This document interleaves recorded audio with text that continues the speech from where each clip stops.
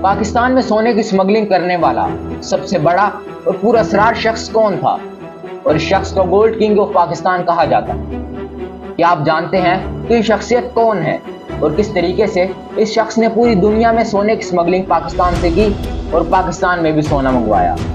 بڑے بڑے اقتدار کے ایوانوں میں اس شخص کی گونج سنائی دی اور بالآخر اس کو پاکستانی اداروں نے گرفتار کیا۔ اس شخص کا نام سیٹھ عابد ہے۔ سیٹھ عابد ایک ایسا نام ہے جس کے بارے میں کئی عجیب باتیں مشہور ہیں۔ ایک وقت میں پاکستان کے امیر ترین آدمی کہلائے جانے والے سیٹھ عابد کی اب وفات ہو چکی، لیکن آج بھی اس کو پاکستان کا پورا اسرار ترین شخص سمجھا جاتا ہے۔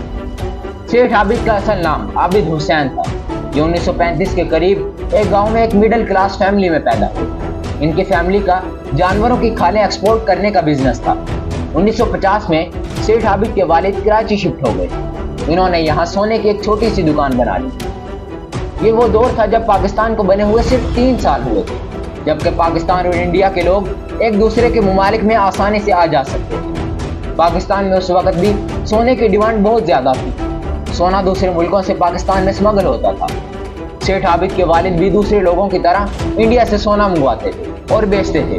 سیٹھ عابد اس وقت بہت چھوٹے تھے، لیکن انہوں نے اپنے والد کے ساتھ کام کرنا شروع کر دیا۔ انہی دنوں ان کی ملاقات ایک آدمی سے ہوئی جس کا نام کاشف بھٹی تھا۔ یہ آدمی انڈیا اور مڈل ایسٹ سے پاکستان سونا لے کر آتا اور سیٹھ عابد کو اسی آدمی نے سونے کے بارے میں بہت کچھ سکھایا۔ ان لوگوں کی نظر میں یہ سونا اسمگل نہیں کر رہے تھے بلکہ سونے کی تجارت کرتے تھے۔ سیٹھ عابد کا نام پہلی بار انڈین پریس میں اس وقت سامنے آیا جب 1963 میں ٹائمز آف انڈیا نے خبر دی کہ پاکستان کے گولڈ کنگ سیٹھ عابد کے انڈیا میں روابط ہیں، جبکہ ان کے بہنوئی کو 44 سونے کی اینٹوں کے ساتھ انڈیا میں گرفتار کیا گیا۔ بہرحال اگلے 2 سالوں میں سیٹھ عابد انڈیا سے سمندر کے ذریعے سونا اسمگل کر کے کراچی لاتے تھے۔ ان کا کام بہت زیادہ چل رہا تھا، لیکن اتھارٹیز کی نظر ان پر پڑ چکی تھی۔ اس لیے سیٹھ عابد نے حفظ بمقدم کے طور پر پنجاب بارڈر سے بھی سونا لانا شروع کر دیا، لیکن اپریل 1958 میں سیٹھ عابد کو کراچی میں کسٹم اتھارٹی نے گرفتار کر لیا۔ ان کے پاس سے 3100 تولہ سونا برآمد ہوا۔ سیٹھ عابد کو 5 مہینے کی جیل ہو گئی۔ یہ پہلی اور آخری دفعہ جیل گئے تھے۔ اگلے 8 سالوں میں سیٹھ عابد کا نیٹ ورک دنیا بھر میں پھیل گیا تھا، جو ان کے لیے گولڈ لانے کا کام کرتے تھے۔ کہا جاتا ہے کہ جب امریکی حکومت نے پاکستان کو جوہری ری پروسیسنگ پلانٹ کی درآمد پر پابندی عائد کی تھی تو یہ سیٹھ عابد ہی تھے جنہوں نے بحری راستے سے فرانس سے پاکستان تک ایٹمی ری پروسیسنگ کا پلانٹ پہنچایا تھا۔ سیٹھ عابد کی ایک اور سائٹ بھی تھی، یہ لوگوں کی دل کھول کر مدد کیا کرتے تھے۔ اس دور میں کسی کو بھی مدد کی ضرورت ہوتی تو ہزاروں روپے ایسے ہی دے دیا کرتے تھے۔ یہ بھی کہا جاتا ہے کہ سیٹھ عابد کا اصول تھا کہ کسی بھی فنکشن میں پہلے ان کے ملازمین کھانا کھائیں گے اور پھر مہمان۔ یہ ضرورت مندوں کو ان کی شادیوں میں سونا بھی دیا کرتے تھے۔ 1964 میں سیٹھ عابد نے حمزہ فاؤنڈیشن بھی بنائی اور یہ فاؤنڈیشن ان بچوں کے لیے تھی جو بول اور سن نہیں سکتے تھے، اور اس سب کی وجہ سیٹھ عابد کے اپنے بچے تھے۔